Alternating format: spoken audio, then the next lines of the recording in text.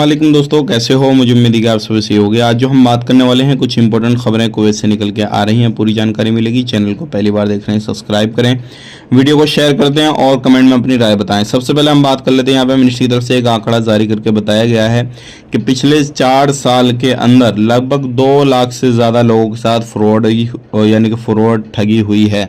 अब इसमें कुवैती प्रवासी सारे लोग हैं, तो पिछले 4 साल में काफ़ी ज़्यादा बड़ा आंकड़ा है जो कि ठगी लोगों के साथ हुई है और बहुत सारे लोगों के बैंक अकाउंट खाली कर दिए गए और उनका पूरा पैसा चुरा लिया गया है। तो आप सतर्क रहें, सावधान रहें, क्योंकि इसी तरीके से हो सकता है आने वाले वक्त में और ज़्यादा लोगों के साथ ठगी होए। और अभी इसके ऊपर कोई भी अपडेट नहीं आया है कैसे इसको कम किया जाए, क्या हो क्या नहीं हो।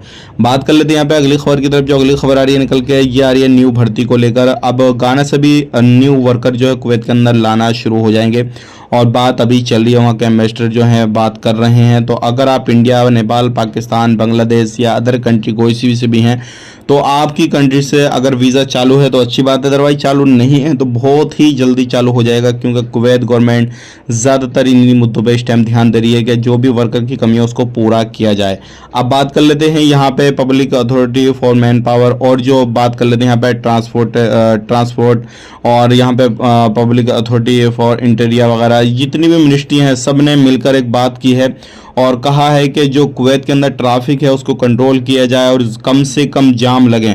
तो यहाँ पर मिनिस्ट्री ऑफ इंटीरियर ने कहा है और पब्लिक अथॉरिटी ने कहा है कि इसी तरीके से जो काम चल रहा है इसमें थोड़ी तेज़ी करने की ज़रूरत है। और जो केटी बस यानी कि गवर्नमेंट जो बस हैं तो उनको ज़्यादा करने की ज़रूरत है। इसी तरीके से जब ज़्यादा बसें होंगी, जो जाम वगैरह लग रहे हैं तो वो कम हो जाएंगे और इसी तरीके से लोग उसका फ़ायदा ले पाएंगे। तो ये कुछ अपडेट आ रही थी निकल के जो कि मैंने आप तक शेयर कर दी।